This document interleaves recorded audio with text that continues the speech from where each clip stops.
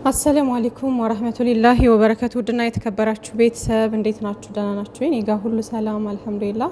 ጨረቃዎቻችን እንግዲህ ዛሬ ዙረት ላይ ናቸው እና ሀይሚዬም በሄኖክ ቤት መታለች፣ ብሩኬን በፍፄ ቤት እና ጭቅጭቃቸው ግን እየከበደኝ ነው። እኔ የምሬን ነው።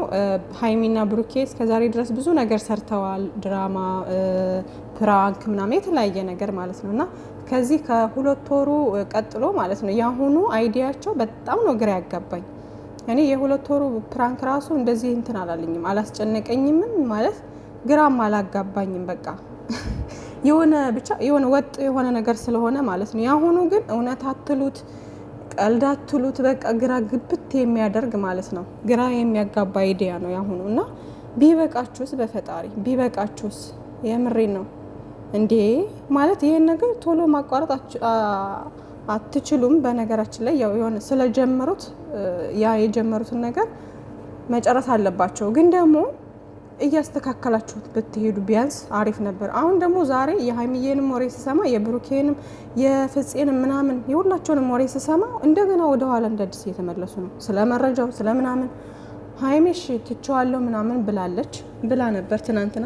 ከዚህ በፊት ምንድን ነው ሀይሚዬ ብሩኬን ከቤቷ ጠርታ እንትን ባለችው ሰዓት ምንድን ነው ያለችው?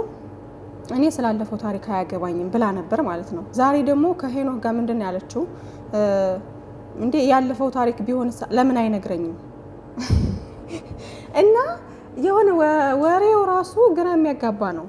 ገባችኋ? አንድ ወጥ የሆነ ነገር አይደለም የሚያወሩት ወሬ ራሱ ማለት ነው። እና ብሩኬ ደግሞ ያው ስሜታዊ ሆኗል። አሁን ላይ በጣም ስሜታዊ ሆኗል። እና ተረጋጋ ወንድሜ ተረጋጋ ነው እያልኩ ያለሁት። ሲቀጥል ግን የጓደኞቹ ነገር በጣም ግራ እያጋባኝ ነው። ፍፄም በጣም ግራ እያጋባኝ ነው። ፍፄ ለምንድነው ከልጁ ጋር እልህ እኮ ስለገባ ነው ልጁ እንደዛ የሚሆነው ምናምን አንተን ችግር ውስጥ ለመክተት ምናምን እንደዛ ካሰብክ ፍጹሜ ልጁን ለምን አታወራውም አንተ? ማለት እሱ ልጁን አግኝተህ ብሩኬን እንዳያወራው፣ ብሩኬን ሌላ ችግር ውስጥ እንዳያስገባው፣ ሌላ እልህ ውስጥ እንዳያስገባው፣ መናናቅ እንደሌለበት ምናምን እኮ እናንተ ጓደኞች እኮ በቂ ነበራችሁ። እሱን ስነ ስርዓት ማስያዝ ነበረባችሁ ማለት ነው። ልጁን ብሩኬ ላይ ሳይሆን መፍረድ ያለባችሁ ልጁን ሄዳችሁ ልክ ማስያዝ ነበረባችሁ እናንተ ማለት ነው። ሲቀጥል ደግሞ ሀይሚዬና ብሩኬን መጀመሪያ አስታርቋቸው፣ መጀመሪያ አስማሟቸው። አንተ ፍፄ በቃ በሀይሚ ሳይድ ብቻ ሆነ ብሩኬን ላይ መፍረድ ወይም ብሩኬ ይቅርታ እንዲል ብሩኬ የሆነ ነገር እንዲያደርግ ሳይሆን አንተ በሁለታቸውም እኩል አስበህ እሱንም እንደ ወንድ ተረድተክ ስሜቱን ሀይሚዬንም እንደ ሴት ያላትን ስሜት ተረድተክ ከዛ ምንድነው ማድረግ ያለብህ? ሁለታቸው እንዲስማሙ ማድረግ አለብህ። እንዲስማሙ የሚሆነው ደግሞ ሀይሚዬ ያለፈውን ታሪክ ያለፈ ነው ብላ ካመነች ስላለፈው ነገር ማንሳት እንደሌለባት መናገር። ሲቀጥል ደግሞ በአሁኑ ደግሞ ወንዱ ልጅ ከሀይሚ ጋር ማነው ከብሩኬ ጋር ከተስማማች ልጁ አጠገቧ እንደማይደርስና እናንተም እንዳላችሁላት ከጎኗ እንደሆናችሁ አድርገህ አስረግጠህ መናገር። ሀይሚዬን በእንደዚህ አይነት ወይ ማናገር መቻል አለብህ፣ መምከር አለብህ። ከብሩኬ ጋር ስምምነት እንድትፈጥር እንድትግባባ ማድረግ አለብህ። እንዴ ዝም ብለህ ትመጣና በሀይሚዬ ሳይድ ብቻ ትመጣለህ። ከዛ ብሩኬን ይቅርታ ጠይቅ፣ ጭራሽ ያለ ጥፋቱ ይቅርታ ጠይቅ ትለዋለህ። እንዴት ነው አንድ እንግዳ የሆነ ሰው ምንም የማይታወቅ ሰው በሰው ህይወት ገብቶ ጭራሽ ሻንጣ ይዞ እኖራለሁ ምናምን እያለ በዚህ ልክ እየተዳፈረው እንዴት ነው አንድ ወንድ ልጅ ዝም ሊል የሚችለው? እንደውም እኮ ብሩኬ በጣም ታግሶታል። ስለዚህ ብሩኬ አሁን ያለበት ስሜት ልክ ነው፣ በቃ ልክ ነው፣ የወንድነት ስሜቱ ነው። በክብሩ መጥቶበታል፣ ተዳፍሮታል ይሄ ልጅ።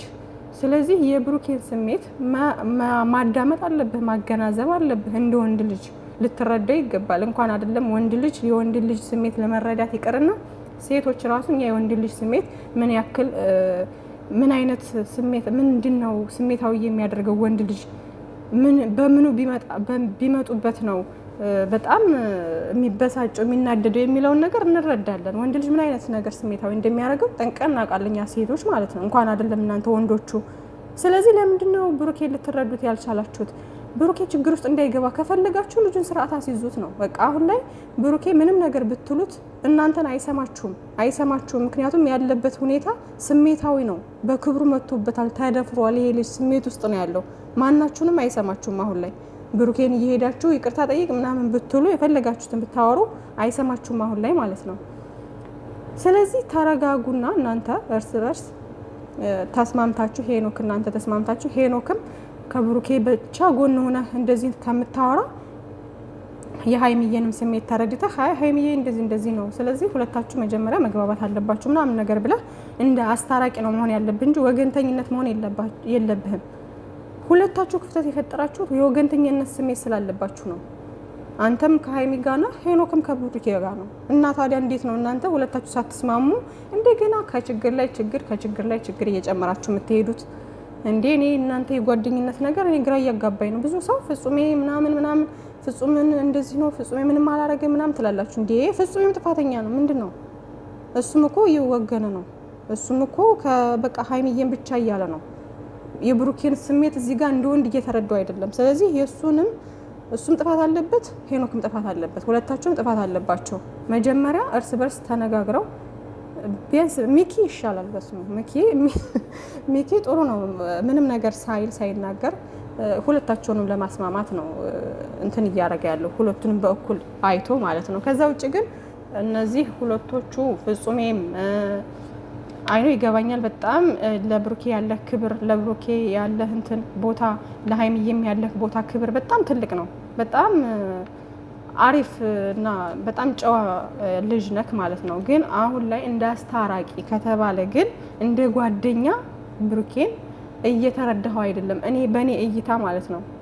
ስለዚህ ተረዳውና ስሜቱን ተረድታችሁ ብሩኬን እዚህ ጋር እየመጣችሁ እንትን ከማለት ይባስ ሌላ ችግር ውስጥ ከመክተት እናንተ ልጁን ስርዓት ማስያዝ አለባችሁ። ከዛ ቀጥሎ ሀይሚዬና ብሩኬን እንትን ማለት ግን መጀመሪያ ሀይሚዬና ብሩኬን ነው ማስማማት ያለባችሁ። ከዛ የልጁ ነገር እኮ አይቸግርም። አሁን እኮ ልጁ እየገባ የሚበጠብጠው እኮ ሀይሚዬና ብሩኬ ስላልተግባቡና ክፍተት ስለፈጠሩለት ነው። ስለዚህ ይህን ክፍተት ደግሞ እናንተ ተባብራችሁ እንትን ማለት አለባችሁ። ከአቅማችሁ በላይ ከሆነ ደግሞ በቃ እና እኔ ግራ ነው የገባኝ። ድራማ ነው እንዳለን በመሀል እየመጣችሁ ትምላላችሁ ወይ አትማሉ፣ መሀል አትማሉ። በቃ ዛሬ በጣም ነው ያስፈራኝ እኔ ብሩኬ ማለት ነው ሲመል በቃ ይሄ ነገር እውነት ነው ያልኩት። እንዴ ምንድን ነው? ግራ ገባን እኮ። ግራ ገብታችሁ እኛንም ግራ አታጋቡን በቃ እንዴ። እና ፈጣሪ ሰላሙን ይመልስላችሁ ብቻ። እኔ ምን እንደምል አላውቅም። ከሚባረስ ሄዶ እንደዛ ሲበጣበጥ እንኳን ፍራሹን ምንድነው ልብሱን ምናምን ይዞ ሲመጣ እንኳን እኔን ነው እየተናገረች የነበረው ታውቃለህ። ለአንዴና ለመጨረሻ ጊዜ ማድረግ ያለብኝን አደርጋለሁ። ከዛ በኋላ ስለአንተም ስለማናችሁም አይመለከተኝም። ገብቶሃል? አሁን የፈለገውን ያደርግ። ምን አገባኝ ብዬ ታያላችሁ። ምን አገባኝ ብዬ ተኝቼ እውላለሁ። አትምጡብኝ በቃ። እኔ ለራሷ ብዬ ነው እዛው ያውሉ ጣጣ ውስጥ የገባሁት አይደል? ምን አገባኝ እኔ በራሴ ኬዚም ጣሴክም አላደርገውም። እሷ ሰው የላትም ተብሎ እንዲታሰብ አልፈልግም እኔ። ትክክል ብሩኬ። እንዴ በጣም መስመሩን አልፏል ልጁ፣ በጣም መስመሩን አልፏልና ብሩኬ እያደረገ ያለው ለሀይሚዬ ምን ያክል ቦታ እንዳለው ለሀይሚዬ ምን ያክል እንደሚጨነቅ እንደሚያስብላት በዚህ ማወቅ መረዳት ትችላላችሁ። ለነገሩ አንዳንድ ሰዎች ምንም የሚገባችሁም አይደላችሁም ሲጀመር ማለት ነው። ሰውን ከመሳደብ ሰውን ላይ ከመፍረድ ውጭ ምንም የምታገናዝቡት እንትን የምትሉት ነገር የላችሁም። ቆም ብላችሁ የምታስቡት ነገር የላችሁም። በእኔ ወንድም የኔ ባለቤትስ ቢሆን የኔ ፍቅረኛስ ቢሆን ብላችሁም አታስቡም። ስለዚህ እንደ ወንድ ልጅ እያደረገ ያለው ብሩኬ ትክክል ነው። አለቀ። እንዴ ምንድን ነው እንደዚህ መቶ ቤት ድረስ እንዲህ ነው እያለ እየተዳፈረ ማንኛው ወንድ ነው ቁሞ የሚያየው? ማንኛው ወንድ ነው በትዕግስት ልጁን በዚህ ልክ እየተዳፈረው ዝም ብሎ የሚያየው? እንዴ የማይሆነው እና ለሀይሚዬ ምን ያክል ቦታ እንዳለው ነው ይሄ የሚያሳየው ማለት። ስለዚህ ሀይሚዬም ከብሩኬ ጎን ልትሆኝ ይገባል። ብሩኬ ጋር ከተግባባሽ፣ ብሩኬን ካመንሽው ምንም የሚመጣብሽ አንቺ ላይ ምንም ነገር የለም። የእናንተ ክፍተት ነው ሌሎች ሰዎች እናንተ ውስጥ እየገቡ እንዲዳፈሩ የሚያደርጋቸው የእናንተ ክፍተት ነው። ስለዚህ እናንተ ክፍተታችሁን መዝጋት አለባችሁ። እናንተ እርስ በርስ መግባባት አለባችሁ መጀመሪያ ማለት ነው። ስለዚህ ፈጣሪ ከእናንተ ጋር ይሁን። መልካም ምሽት ነው የሚባለው። ባይ ባይ።